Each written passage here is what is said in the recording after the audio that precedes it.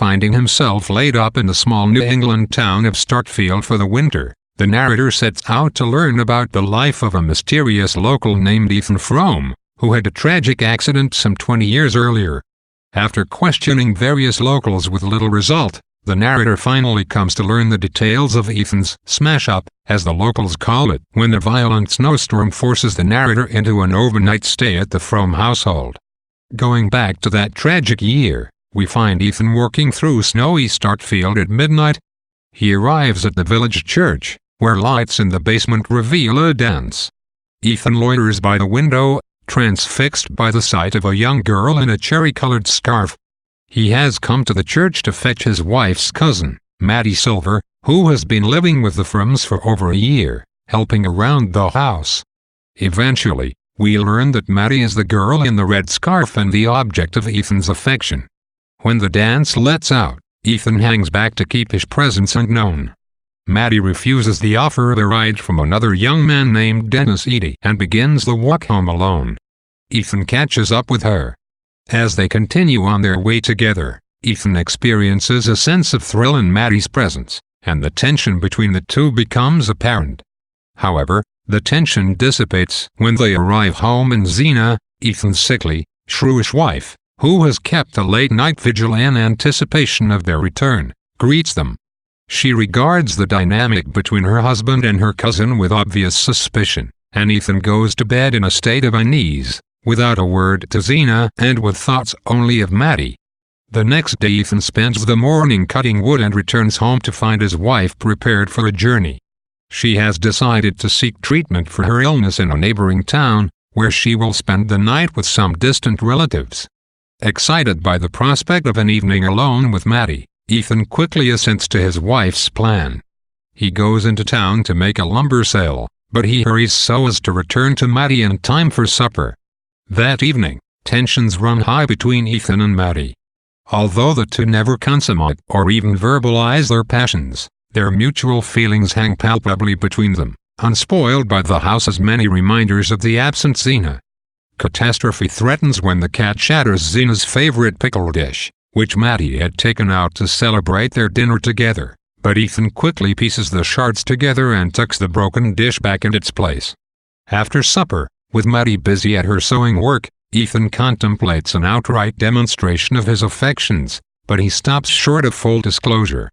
Just after 11, the two turn in for the night without so much as touching. The next morning, Ethan remains eager to reveal his feelings to Maddie, but the presence of his hired man, Jotham Powell, coupled with his own inhibitions, prevent him from making a move. Ethan makes a run into town to pick up some glue for the pickle dish. When he arrives back at the farm, expecting to find Maddie alone, she informs him that Zena has returned. Quickly collecting himself, Ethan visits the bedroom to greet his wife. Zena, however, is in no mood for kindnesses and bitterly informs Ethan that her health is failing rapidly. In light of this fact, Zena announces she plans to replace Maddie with a more efficient hired girl.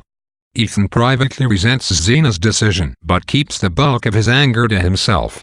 Going down to the kitchen, Ethan's passions spill over, and he kisses Maddie zealously. He tells Maddie of Zena's plan to dismiss her, but their moment together is interrupted by Zena herself, who had originally declined to come down to dinner but has changed her mind. After the meal, Zena discovers the broken pickle dish while in search of some medicines and, in her rage, grows all the more determined to chase Maddie out. That evening, Ethan retreats to his makeshift study, where he contemplates the decision that lies before him. Unable to tolerate Maddie's dismissal, but effectively unable to prevent it, Ethan briefly considers eloping with Maddie, and even begins to draft a letter of farewell to Zena. However, in a sober evaluation of his financial situation, Ethan comes to realize the impossibility of running away and falls asleep in a state of hopelessness. At breakfast the next morning, Zena announces the day's plans for Maddie's departure and the arrival of the new hired girl. At mid-morning, having finished his tasks on the farm, Ethan steals into town on a desperate errand. His plan, hatched on the fly, is to make a second attempt to collect an advance from Andrew Hale on a recently delivered lumber load, in hopes of financing his elopement with Maddie after all. On his way down the hill, Ethan encounters the Hale sleigh, and, in passing, Hale's wife praises him greatly for his patience in caring for the ailing Xena. Her kind words serve to check his plan, and he returns to the farm with a guilty conscience. Against Xena's wishes, Ethan decides to bring Maddie to the station himself. In a fit of nostalgia, he takes her by a roundabout route, and they eventually end up stopping at the crest of a village hill in order to take a sledding adventure they had once proposed but had never undertaken. A successful first run prompts Maddie to suggest a second, but with a different purpose in mind. She asks Ethan to run the sled into the elm tree at the foot of the hill, allowing them to spend their last moments together. Ethan initially rejects her proposal but is slowly won over, and they take their positions on the sled, locking themselves in a final embrace. In the wake of the collision, Ethan comes to consciousness dazedly, reaching out to feel the face of the softly moaning Maddie, who opens her eyes and weakly utters his name. Jumping forward 20 years, we find ourselves back in the company of the narrator as he enters the Frome household. Inside, he meets the gaze of two frail and aging women, and takes stock of the house's squalid conditions. Frome apologizes for the lack of heat in the house and introduces the narrator to the woman preparing their supper, his wife, Xena, and to the seated, paralyzed woman in the chair by the fire, Miss Maddie Silver. The next day, the narrator returns to town, where he lodges with Mrs. Ned Hale and her mother, Mrs. Varnum.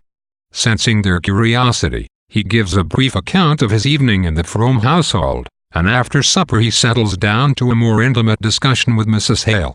Together, they mourn the tragic plight of the silent, cursed man and the two women fated to keep him company during the long New England winter nights.